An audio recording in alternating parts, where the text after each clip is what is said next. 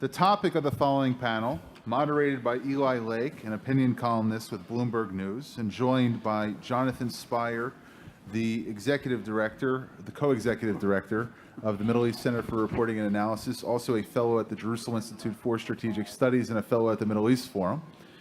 Seth Frantzman, the opinion editorial editor for the Jerusalem Post, and also a co-executive director of MECRA, the Middle East Center for Reporting and Analysis, and Peter Theroux, a translator, author, expert of international affairs, and a recent recipient of the CIA Career Service Medal. I may have gotten that wrong, but of a very high award coming from the CIA, having just left government service. We'll be speaking, as I said beforehand, about understanding the Iranian-Qatari-Turkish alliance. Eli?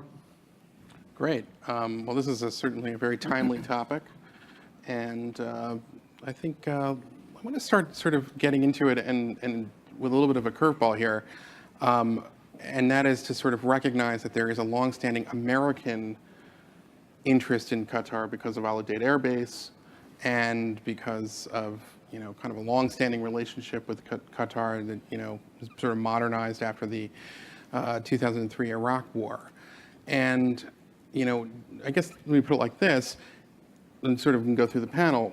What do you guys think, should the U.S. have an important military base in Qatar, or is that leverage against America to sort of push back on some of Qatar's foreign policy that is against U.S. interests in the wider region? I'll take that if you like. Thank you. I'm Peter. I'll cut right to the chase and say, I'll echo what I think the general said this morning, or somebody else. There are a lot of flat places for planes to land in the Gulf, and maybe Al Udeid no longer needs to be one of them looking into the short-term future.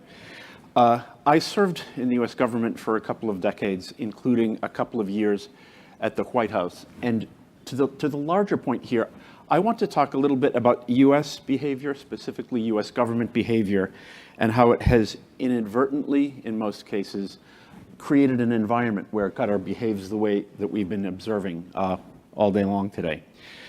I'll go to another bottom line I have, which is Al Jazeera and Doha's behavior generally. It is about soft power. I was interested to hear Alberto Fernandez say Qatar is like the guy feeding everyone to the tigers so that it is eaten last. It is soft power. It is used to policies, and including Al Jazeera, to harass and deter its rivals in the region, and about ultimately regime protection and regime preservation. Back in the mid-2000s, when Al-Qaeda was very, very active, and I'm sorry to say successful, in the Arabian Peninsula, we heard from virtually every little government in the Gulf. They said, if Saudi Arabia goes south, we're gone, because Al-Qaeda had a special grudge against Saudi Arabia and was killing a lot of people there. I think Qatar decided they're not, even if Saudi Arabia goes south, they're going to have enough chips with the Iranians and with Al-Qaeda specifically and with everybody around the board that they would survive. If I could expand on that just a little. Sure. The U.S. government is an unwieldy thing to run on its best day. There are issues like Syria. Syria had the foreign fighter pipeline, putting terrorist fighters into Iraq solely to kill Americans, and the Syrians did that with Iranian connivance so that we would never dream of regime change again when it came to the Syrians or the Iranians. Iran, as the general observed this morning, killed a lot of Americans using EFPs, those explosive form penetrators. We were unable to respond to these acts of war. So when you look at Qatar doing these bad things, it gives us basing, it behaves like an ally some of the time. So it's an irritant, and no wonder we were not really fully coherent with Qatari policy. 1995-96, we know in this period of time there was a coup assisted by Gulf neighbors against Emir Khalifa that brought in Emir Hamad. They built Al Udeid for us, you're probably aware, most of you. Apart from Vandenberg Air Force Base in California and Cape Canaveral, it's the only base that can accommodate the space shuttle if it should, heaven forbid, have to land somewhere other than North America. A further distortion and a further point of incoherence in the US government was the behavior of our ambassadors, frankly. I'm not going to name names, by the way. Offline I will, but in this forum I will not. There was a point when the United States was going to sell ATACMS, these Army tactical missiles, to Bahrain. It's a defensive system. The Qataris were up in arms about it and said they can only be used against Qatar, given the range and whatever other reasons. They have a territorial dispute over the Hawar Islands and another city or two. We know Qatar used to be part of Bahrain. There was a slanging match between our ambassadors, Johnny Young in Bahrain and the one I won't name in Doha. The Bahraini, the U.S. embassy in Bahrain was doing what embassies do by saying, yes, we're trying to advance our interests and sell arms. Our ambassador, our embassy in Doha was behaving like an arm of the Qatari government, strenuously, angrily, in open front channels, as we would say, objecting to the sale. And it got so bad that then Secretary of State Madeleine Albright stepped in and said, stop it. This is, you're embarrassing everybody. That ambassador in Doha's diplomatic career was ended, and he's been working basically for the Qatari government ever since. And if you look at a lot of our ambassadors who've served in the small Gulf countries, you look at the careers, many of them have had careers involved with those governments, often lobbying on their behalf. This reached a bad enough point when I was on the NSC, but I was, by the way, Director of Persian Gulf Affairs, that I was asked, we need to look at our ambassadorships there. Are we sending our best ambassadors, or are we sending first tour inexperienced ambassadors to be the president's representatives, because these are just such small countries? My boss at the White House at that time was Elliot Abrams, who cited to me, he has a very Latin American string to his bow, if you know Elliot, and also human rights. He said there was a point during the Cold War when Ronald Reagan was the president where we really cared about Central America and made this calculation. Are we sending strong ambassadors to San Salvador and to these other capitals there? They reached the conclusion, yeah, we're sending, we need bigger ambassadors. And then they sent Thomas Pickering and John Negroponte. I won't comment on anything about those two men, other than that they had a lot of heft. And we were thinking we need to staff our embassies differently in the Gulf. Complicating the picture, there's been some mention of engagement with Israel on the part of some of the small Gulf countries, very much including Qatar. And we saw that. It happened when I was in government. And it seemed transparently a gambit to see if they could make some problems on their hill go away, if they could open a channel to Israel. It was done not at a high level, it was done on a temporary basis. Some countries did it informally, Oman and Qatar did it formally. And at this time, we were very angry at Qatar. I'm talking about 2003, 2004, 2005. Because of Al Jazeera, it was like Al-Qaeda's television show. They were open to Hamas, the Taliban. Qaradawi was a daily headache. The Qataris also hosted Zelim Khan Yandarbayev, this nasty Chechen person. And you all know probably how ugly it was, how that ended. The Russians blew him up. The Russians were angry. We were angry. We said, get rid of him. He's a killer. He's a terrorist. This was one of the rare instances they thumbed their nose and almost lost their hand. The Russians blew up Yandarbayev and his son in Doha.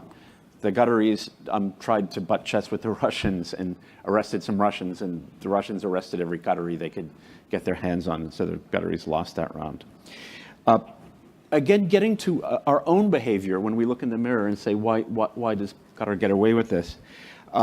Even in my very, very humble capacity on the NSC, if you know the NSC, a director is the lowest thing there is. But I talk to the Qatari ambassador all the time, and we would scold and démarche is the term of art in the U.S. government about we're unhappy with how Al Jazeera is nicer to bin Laden than it is to the United States. And of course, the Qatari ambassador was wounded, and he didn't understand this, and this comes out of left field. He thinks relations are great. And then I get a furious phone call from the Department of State saying, what did you tell, this is from the Qatar Bahrain desk officer or someone more senior, what did you tell the Qatari ambassador? He's furious. We look bad. I'm having lunch with him tomorrow to commiserate and try to get him back on our side. And I'm thinking, no daylight. And literally, I would be told, what am I supposed to tell the ambassador? You were mean to him. I said, you tell him what our policy is. We're angry at them. And they say, no, we're not the Qatar. And then they're handing me brochures like they work for the Qatar Foundation. I'm thinking, they have their stinking ambassador to do that. State Department should be representing our policy. It led Elliot to tell me, he said, I have this idea, maybe we should establish a department, probably at the cabinet level, to represent our foreign policy. What could we call it? Anyway, I'll wrap up here. Another distortion to show it isn't always a cabinet level thing. After we went into Iraq and things appeared to be smooth for a while, the president, George W. Bush, wanted to go to the Persian Gulf region to thank our allies. And almost everybody in the government said, go to Kuwait. We fought a war for Kuwait. They're grateful. They're good. Or it was going to be Qatar. The first JDAM in the war was fired out of Al Udeid into a Saddam Hussein regime target in Baghdad. By coincidence, the Secret Service did their advance work in Kuwait, and the ambassador was busy. The deputy chief of mission briefed them. They were not feeling what they want to feel when they're putting Air Force One into someplace. Secret Service went to Doha, where our ambassador, whether on our behalf or on the Qataris' behalf, put on a dog and pony show about how safe Qatar is, about what a wonderful ally they are. The president went to Qatar instead of Kuwait.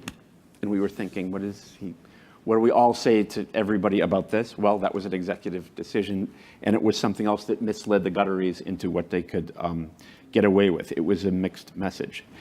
Our solution to the ambassador problem was to stop sending first tour junior ambassadors there. We chose a political appointee, I won't name here, but grab me in a minute, who seemed solid. He had no diplomatic experience and unaware of how you need instructions to say anything. You have talking points because you're the president's representative. You don't make stuff up. In his first meeting with the Emir Hamad of Qatar, where he was supposed to say, nice to be here, we have to work on this relationship, he said, the president would love to have you in Washington. An invitation to Washington is something the NSC will argue about for weeks. And he just thought, this is like inviting them to my ambassador's residence. We read that and thought, we're a hopeless government. We're so bad at everything we do. Briefly, I think, I question the need for the basing in the world we're in today. I think that would be the beginning of the end of, potentially, for this bad relationship. Seth? To respond to the same question? Yeah.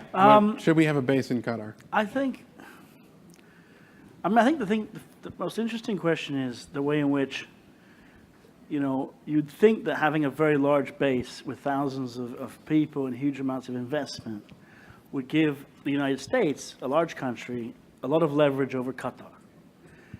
But instead, in some weird, backward, bizarro world, it gives Qatar a lot of leverage over the United States. And it's not just about the base. It's also the fact that, for instance, this has led to other things with the fact that the Taliban had representation there. And that's now led into these talks with the Taliban where Qatar is playing host. In a weird way, Qatar is then, therefore, brokering the talks between the U.S. and the Taliban. And once again, therefore, has some sort of leverage over the U.S. So I would say in general, of course, the U.S. wants to have bases there.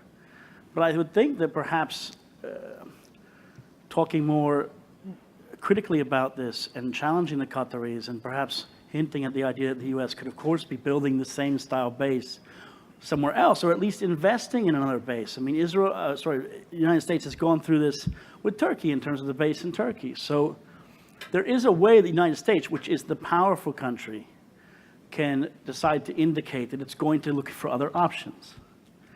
I think that would be a good thing, but that should have happened more than a decade ago. If you look at some of the State Department discussions about this and complaints about, we've heard about this in the panel, about the complaints about Qatar involving terror finance, for instance, and the fact that the United States was telling the Qataris for more than a decade, you are one of the worst in terms of terror finance issues that we have. Yes, Saudi Arabia has issues, the UAE, all these countries have issues. Kuwait also had issues.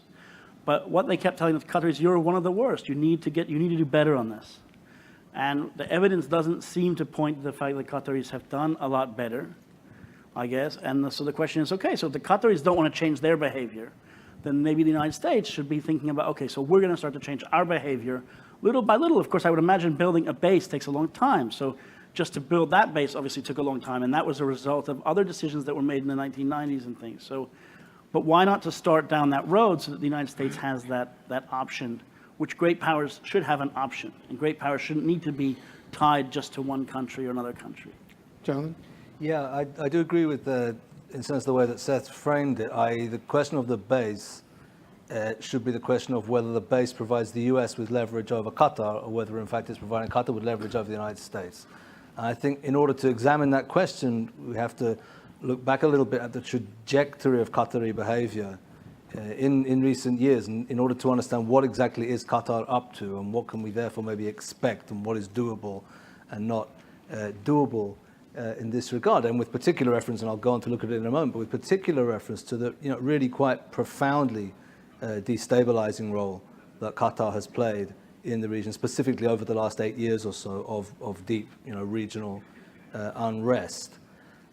It's fascinating to note that all this is of relatively recent vintage. In other words, our needing to think of Qatar very much at all, our needing to think of Qatar as separate to other GCC states and having this strange, unique trajectory of its own, is not something that goes back decades and decades. If we think about, and we're here specifically, I suppose, today to also look at the issue of Qatar and Iran. And if we think of the early years of the existence of Islamic Republic of Iran, and we try and locate Qatar on that map, we find that Qatar in those initial years was a relatively normal GCC or Arab League member state with regard to Iran. That's to say, it backs Iraq during the Iraq-Iran war. It eventually then, along with other GCC countries, establishes full diplomatic relations with Islamic Republic of Iran. But on, Gulf issues also subsequent to that in those years, Qatar is a kind of normal actor. When UAE had when the issue of the ownership of the islands of Abu Musa and then Greater and Lesser Thumb, if we're allowed to have a moment of frivolity in this after-lunch session, I always thought that Abu Musa and the Tons would be a great name for a rhythm and blues band, but that's another whole thing. But on that dispute over the islands, Qatar goes with UAE, and it's a normative member of the community of Gulf countries. When do we start to see this picture changing? Clearly, in the mid-90s, with the issue of the launch of Al Jazeera, the possibility, this quite wonderful Machiavellian notion that Qatar has of punching massively above its weight through this judicious and very clever and original use of information, building up leverage in a certain sense. In a certain sense, this is supposed to be soft power, but the Qataris translate it into hard power. Qatar can threaten you as another Arab country through the leverage afforded it by the ownership of the Al Jazeera satellite station. And then you start to see this, this new Qatar emerging, this Qatar which is able to punch way above its weight to get a seat at the top tables in the Arab world via Al Jazeera.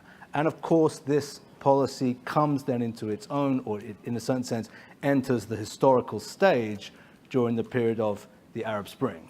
Let's say when the Arab publics in our living memory, when the Arab publics finally kind of enter the stage of history in Tunisia, in Egypt, and in Syria, Al Jazeera is playing a really central and pivotal role in fanning the flames of the uprisings, in directing them to a certain degree, in deciding who gets to have an uprising and who doesn't get to have one, depending on how nice or not nice they are to the Emirate of Qatar, and so on and so forth. So this is the point at which I want to say monster, but the very strange phenomenon of Emirate of Qatar, both an ally of America with the Al Udeid air base, and at the same time a profound agent of instability in the region, starts to kind of, to come into full vision. And we see what happened in Tunisia, we see what happened in Egypt, we see the role played by the Qataris in Syria specifically, and the way in which in Syria I would say for the first time, but maybe for the first time in a central way, Qatar starts to really try and play around with hard power too. It's not only soft power and informational warfare anymore,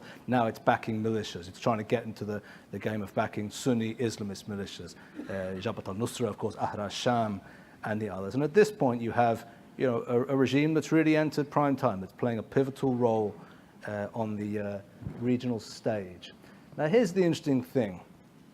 That moment passes and has passed, of course. We may well witness another 1848 type moment, so to speak, in our region, where we'll have a wave of uprisings again. But this one, has now, I think, unarguably, is declining. It's hard. You'd be hard put to find anywhere in the Arabic-speaking world today in which, an insurgency from below is coming along. So that strategy of Qatar stops making a great deal of sense potentially at that moment. And the way I see the pivotal moment, which I think brings me to the answer to the question, so to speak, is precisely the summer of 2017, when, in a certain sense, Saudi Arabia and the United Arab Emirates decide to pick that moment to try to radically pull Qatar back, so to speak, to put it back in its place and pull it back to kind of normative behavior. And if you remember the set of demands that go with the breaking off of diplomatic relations, trade relations, transport relations with Qatar, a radical set of relations, of demands, including cut off links to the Muslim Brotherhood, shut down Al Jazeera, change back to what you used to be, go back to being what ought to be, or what we regard as your proper place and your proper role. What does Qatar do? Does Qatar succumb? Does Qatar surrender? Does Qatar agree to the demands of the Saudis and Emiratis? Clearly not. What Qatar does is, in a certain sense, it ups the stakes. Right? Qatar goes from being this strange, anomalous, semi-loyal, semi-northern, it goes towards Turkey and it goes towards Iran. Right? And we can see the way, very fascinatingly, in which it is in fact Iran, more than any other single country, that enables Qatar not to surrender to the demands of its fellow Gulf monarchies, that enables Qatar to remain on the trajectory that it's on. It is Qatar which enables, it is Iran which enables Qatar to avoid isolation, which provides food, meat, vegetables, fruit, and all from Bushehr across to Hamad port, north of Doha, and enables Qatar to keep on the trajectory it's on. I think it's a fascinating element of a larger picture, which we're witnessing in the strategic architecture of the region. And it's one in which, fascinating, we'd never have predicted this 5 years ago. Certainly I or nobody I know would have done. From a moment in which it seemed that Qatar and Turkey were going to be part of a rising new Sunni Islamist power bloc in the region, and at that time it looked like Egypt was going to be part of it too, and Tunisia part of it too, and Syria part of it too. From that moment, now of course that moment belongs to history. That's all gone. What we're now seeing, it would seem to me, is that Turkey and Qatar are on their way towards a greater, maybe momentary, but nevertheless very profound connection to Iran and to the Iranians and their friends. That's to say, it's not that Qatar's being pulled back to normality, it's that Qatar, threatened because of the role it was playing, has gone further into that role, has gone further into being playing a role of more and more openly anti-Western activity and politics in the region, and now it's kind of hanging out with the really serious anti-Western forces in the region. It's no longer just supporting Sunni Islamist social movements here and there in the Arab world. It's now about a closer and closer relationship with Iran. If we're thinking about Qatar and Iran, we of course need to think also about the energy aspect of this, the North Dome, South Pass gas field, and the fear that the Qataris have also of the Iranians with regard to the leverage that the Iranians have over Qatar because of the way in which Iran can destabilize that area. So factor that in as well. And I think what you have is an emirate, a state, which is on its way on a journey further and further away from anything remotely resembling a Western security architecture in the region, and further towards the enemies of said architecture. And that, to me, would be the key question then you have to ask with regard to Al Udeid, which is, okay, does Al Udeid still provide leverage from the Western point of view to stop Qatar from going further down that road? Or on the contrary, actually, is it just there and it's becoming more and more a facility located on the territory of an anti-Western or increasingly anti-Western state? It would seem to me that it would be an opportune time for the United States to begin to start sounding out possible alternative sites to Al Udeid, and I would say that with regard to Incirlik in Turkey, a similar answer could and probably should be given. Well, we've got about 5 more minutes on this panel, so let me just ask a quick question for everyone. Why do you think the Trump administration has dropped its solidarity with the rest of the GCC when it comes to Qatar, and why do you think the Qataris have paid under Trump very little price for their turn to Iran, especially given the broader Trump-Iran policy? Um, Oh, we can go a little longer, so. Okay. Well, yeah. Well, that's an interesting thing. I mean, when it first started, if I recall, It was a in good that tweet. June- what? It was like a good tweet, Right. and then Right, but we go back to that June 2017 when the relations were broken, and I think there was they felt they had this headwind from the big meeting that had happened when Trump had gone to Saudi Arabia, and maybe they felt there was a blank check to kind of put pressure on Qatar. And then, of course, right after that, the Turkish troops showed up in Qatar, which made it so that there would be no regime change going on, clearly. And then, I think if we recall, what happened was Rex Tillerson went throughout the region trying to patch things up, playing shuttle diplomat. And all of a sudden, just like maybe typically happens with the Trump administration a bit, there tends to be something that seems like, a real break with the past, like the Syria withdrawal, which is like, okay, we'll put the ball all the way to the end zone. And then there's a bunch of little bits of walk back. So it seems with the Qatari thing that it's almost like that as well, that there wasn't going to be, as you said, a real price to pay. And now what's weird is the way in which the Qataris have inveigled themselves into this Taliban, brokering the Taliban thing, which then, of course, makes them a key asset or a key part of what the U.S. is trying to do, which is the U.S. is trying to now withdraw from Afghanistan in some ways to keep its peace with honor or something, the way the U.S. tried to get out of Vietnam or something like that. So, and the Qataris are saying, yeah, don't worry, we're going to help you. We're going to smooth the path for you, and we're going to be a key part of that. And let's also recall that if we go back to early 2018, as part of the Qatari lobbying efforts, I think we heard about that, the millions of dollars spent on lobbying here. It was spread all over, everyone that they could spread it to. And what's interesting is there's also this discussion of the strategic dialogue, which if you recall, the Qataris came over and talked about, yeah, but we actually have to have a special relationship with the U.S., a special strategic dialogue about just Qatari-U.S. relations. So the Qataris were very smart. They almost flipped it from being all of a sudden what seemed like a very isolated, very small country, almost on the verge of what could be a massive collapse, to all of a sudden being in Washington, all of a sudden saying, well, actually, no, it's the U.S. Qatar is an axis of strategic alliance. We're going to work together. And it seems to me that they have played their cards very, very well. They bought up a lot of advertising, by the way, in U.S. media, which if you go into the FARA documents, you can just see huge amounts of ads about, U.S. Qatar is a strategic partner, and the blockade. So they were very smart in the way in which they poured resources into that. And we see that in other places. I was reading CNN recently. There was a whole puff piece about some vacation destination in near Doha or something. And the website, you could click on it, and it talked about sponsored content. And it said, yes, this is part of some sponsorship connected to Qatar. Of course, Qatar doesn't control the editorial aspect of this. But I mean, it's very clear that Qatar has been able to find its way and almost flip things so that it becomes almost the real special ally in a way that you think, well, wait a sec, yeah, but shouldn't the U.S. be more critical of what's going on? Yeah, I would add that Qatar is very agile.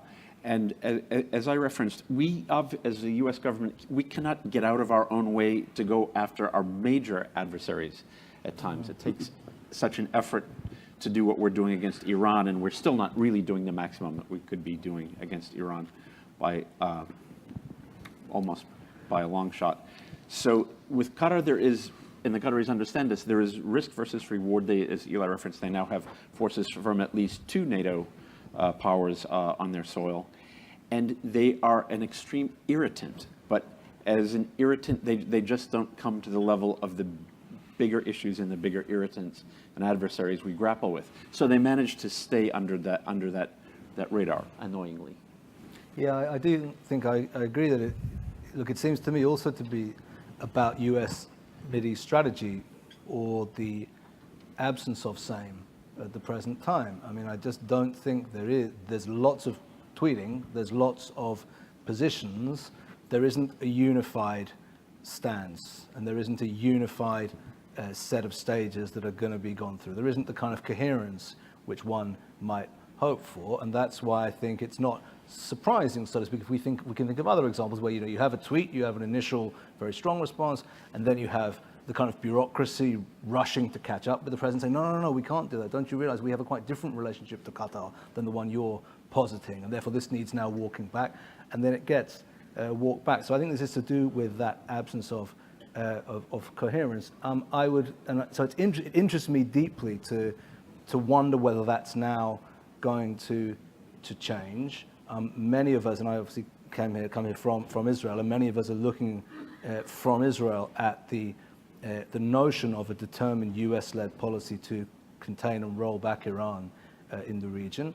It's interesting to note that Qatar is openly in defiance of the new sanctions against Iran. It's interesting to note that Qatar is in fact increasing the number of flights each week from Doha to Tehran, Doha to Shiraz. I think this month also flights to Isfahan are going to be increased. So Qatar's going in the quite opposite direction to the way in which one would expect a Western ally in the region to go. And it interests me if at a certain point there'll be a process of Qatar building up a sufficient head of steam, so to speak, that in the end it becomes untenable for it to continue, in Ambassador Fernandez's wonderful phrase, to eat its cake and have it too, or have its cake and eat it too. It's been doing that for a long time. It's still doing it.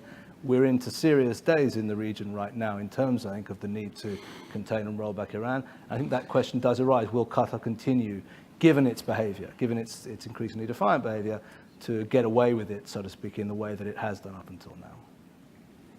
Well, I mean, you mentioned earlier that they've made themselves somewhat indispensable in these talks with the Taliban, which is an important priority for Trump. And I mean, I looked at the State of the Union last night, and what did he said? That one of his key pillars of effective governing was no more dumb, endless wars. And even though we don't really have a timeline, and you're correct that the Syria announcement, the Syria withdrawal doesn't appear to be what everybody thought it was a month and a half ago, the way I look at it is that the Qataris are not just playing a weak hand well, they're kind of elements that they can be very useful to the president's foreign policy goals, despite the other stated policy with regards to Iran. I mean, it's a little bit off topic, but I always thought, don't get too excited about this Iran stuff, because Trump keeps saying at one point he might want to negotiate, and he loves negotiating, so that could happen. And the Qataris understand that, I think, so it's just something to think about. And I do think that you sort of nailed this sort of dilemma at this point, which is that, I don't know that I agree with what you said, that the main reason why so many career State Department types are, defending the U.S.-Qatari relationship. I mean, that always happens. There's always this clientitis phenomenon. But it's also because, the Qataris at times can, serve different elements or aspects of U.S. foreign policy, depending on what's accentuated at that moment. And the Qataris understand that too. I think that's right. And I think that, in a certain sense, that's not necessarily a bad thing. The bad thing, it seems to me, or the thing to ask questions about in recent years, is the extent to which, rather than us, or rather than the West playing the Qataris are playing the West. The Qataris appear to get everything they want, pay little price for the very long list of very negative things they're doing, and at the same time play the positive role or the allegedly positive role when they wish to. And the question one has to ask is, why do they get away with it? What is it about their, the immense power they appear to wield that makes them get away with that? There isn't any immense power. So when you look at the real stature of that country, it seems to me the West could play a much tougher role with regard to Qatar, and Qatar would still have the need and interest to play the useful role that it occasionally, on notable occasions, is able to play. Qataris benefit for being in a region where their irritation is hardly the worst thing going. Mm-hmm. Right. Yeah. Especially when the Saudis are responsible for, the Khashoggi matter, which was a huge, whatever you want to say about it, it was a huge embarrassment to the United States. It was a huge embarrassment to Saudi Arabia. And it was a huge political and diplomatic crisis. And so when you have stuff like that, and then you have, the constant predations of the Iranians and what Turkey is doing and the horror of the Syrian war, the stuff that Qatar does is unpleasant, but doesn't seem so terrible. And I do think that they kind of benefit from that, not just in this particular moment, but for the last 20 years. I'd agree with that. I think that we should note the role of Qatar as part of the role of those other states you just mentioned. I think the way we need to begin to look at Qatar's role is not that Qatar itself is playing a positive or negative role, but that Qatar is increasingly drifting towards a closer and closer relation of cooperation, with a very interesting, possibly temporary, but very interesting convergence taking place at the moment between the Republic of Turkey and the Islamic Republic of Iran in a direction that is meant to challenge what's left of the US-led security architecture in the region. I think that's the way in which Qatar, in a certain sense, Qatar enters the big kids game in that respect. It's no longer to continue to tolerate it on the level of, well, it's not that important, is a luxury that maybe is becoming less affordable when one notes the larger structure of which Qatar potentially is becoming a component in the present time. Okay, so I agree with that. My preference is for America to maintain the security architecture in the Middle East. Mm-hmm. But we've just had 2 presidents in a row who campaigned successfully on the idea that maybe that was a bad deal for America. So at a certain point, the democratic process will catch up with the foreign policy. And I think you've got Trump, is kind of out there in the open right now when he's pretty much saying at this point, Pompeo sings a very different tune, the Secretary of State, you get a very different tune from, John Bolton. But when the president articulates his own policy, and it's not that different in some of his key things that he's saying from what Obama did, and I gather, based on their success, or at least the perception that this is a popular position in the United States. So agree with you that they're challenging that sort of American security architecture. But at a certain point, I think that America is a little bit divided as to whether they themselves want that. It seems that it's forced some of the other states then to really step up. I noticed there was this Dead Sea meeting just about a week and a half ago in which Egypt, Jordan, Bahrain, Kuwait, UAE, and Saudi Arabia all came together. Obviously, Turkey wasn't there. Obviously, Qatar wasn't there. So that's the emerging nexus of a bunch of countries that are very close to the United States that are part of one security infrastructure. They're all also talking about reopening their embassies in Damascus and talking about seeing if Syria could come back to the Arab League. And it's also interesting to note that, for instance, when there was the Manama Dialogue events, there's that set of people that come to Manama, and then there's a thing in Doha, the forum, where there's a whole bunch of other people that come to the Doha Forum. And these are almost 2 different structures now in terms of who attends which foreign ministers come, who speaks. And, it's very interesting, this kind of post-ISIS period in which you have this kind of Turkey-Qatar very close relationship, and then somehow relationship with Iran, Russia, and then the other southern Middle Eastern countries, 2 of which have connections to Israel. And we know that, of course, Israeli ministers were in UAE this year. So, and I think that is part of this aspect, and it's something that's emerging as the U.S. perhaps, as you said, and both the last 2, this president and last president, have both tried to alter or change the trajectory in terms of American foreign policy in the region. So all these states have to step up and become major regional actors and try to manage the strategic, that kind of regional security framework themselves. So the competition now is between those 2 or 3 camps, and there's a real division and real cleavages now between them.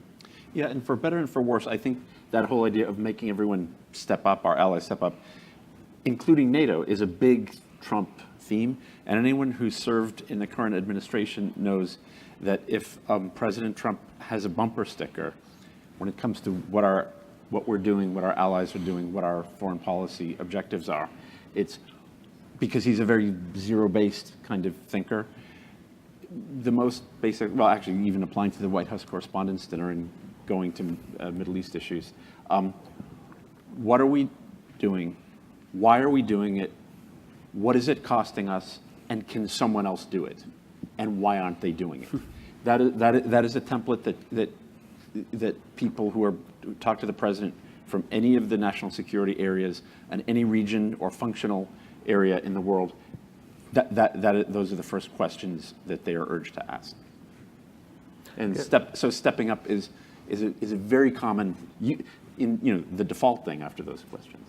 This takes us off the subject of Qatar a little bit, but I think it's fascinating just to respond on this and say the following. The problem, I think, with the list of states that you've mentioned is that if we look at the relative strength of the states in question, what we will conclude is that both Islamic Republic of Iran and Republic of Turkey are exponentially stronger and more effective than the states you're mentioning as the ones being expected now to step up and meet the challenge. That's the fact of the matter, which seems to me, therefore, and again, I'm talking here as somebody who's based in Jerusalem, and from that angle. But it strikes me that if you look at the way in which that's working out for us, so to speak, the retreat of America, the aggression of anti-Western states, and the attempt by other states to step up, it ain't currently working out all that well. Iran is rising to dominance in Iraq.